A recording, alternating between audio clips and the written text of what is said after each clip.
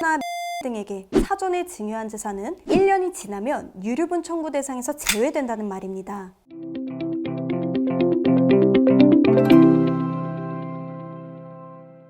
안녕하세요. 상속 전문 변호사 유지은입니다. 지난 영상에서 유류분 청구를 효과적으로 방어하는 방법에 대해 알려드렸는데요. 알려드린 내용 외에도 각 케이스별 적용될 수 있는 여러 가지 방법들이 있지만 워낙 경우의 수가 많기 때문에 전부 설명드리기엔 어려움이 있습니다. 유류분 소송은 마라톤에 비유할 수 있는 긴 싸움입니다. 소송 결과에 이르기까지 많은 시간이 소요되기 때문에 중간에 유리한 고점에서 합의를 이끌어내는 게 가장 좋고요. 이를 이끌어내는 건 전문 변호사의 역량에 달려있다고 볼 수 있는데요. 어찌됐든 소송에 휘말리면 여러 가지로 피곤해지기 때문에 사전에 이를 막을 수 있으면 가장 좋겠죠. 따라서 오늘은 증여 시 사전에 미리 준비해 처음부터 유류분 청구를 막을 수 있는 최선의 방법에 대해 알려드리는 시간을 갖도록 하겠습니다.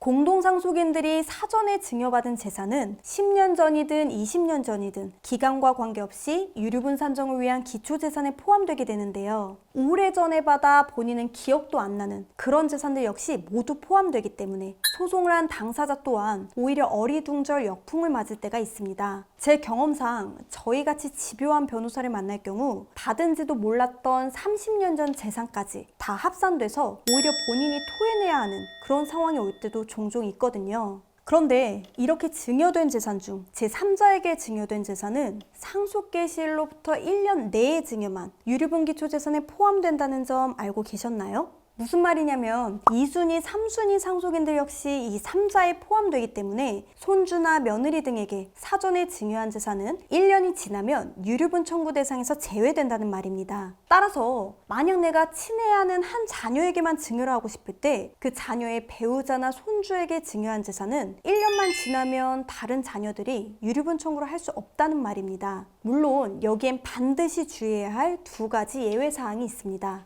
첫 번째로 제3자에게 증여 시 증여를 주고받는 당사자 쌍방이 유류분권자에게 손해를 가할 걸 알면서도 증여했을 경우 이때는 1년 전에 한 것이라도 유류분 청구가 허용된다는 건데요. 이런 악의가 입증되기 위해 대법원은 다음과 같이 설명하고 있습니다. 요약하자면 증여 당시 증여를 하고 남은 금액이 나중에 상속인들이 받을 유류분 금액보다 적게 남을 걸 알면서도 다 증여해버리는 건 인정하지 않겠다는 건데요. 해석에 따라 법을 잘 아는 전문가라면 충분히 이용할 수 있는 부분이기도 합니다. 두 번째는 제3자 증여가 실질적으로는 상속인에게 증여된 거나 마찬가지일 때 이를 인정하지 않겠다는 건데요. 대법원은 증여의 경위, 증여 물건의 가치, 상속인이 실제 받은 이익 등을 고려하여 실질적으로 망인으로부터 상속인에게 직접 증여된 거나 마찬가지로 볼 수 있는 경우엔 특별수익으로 보겠다고 했는데요. 하지만 사실 이건 역시 사전에 알고 준비하는 사람을 막을 수 있을까요?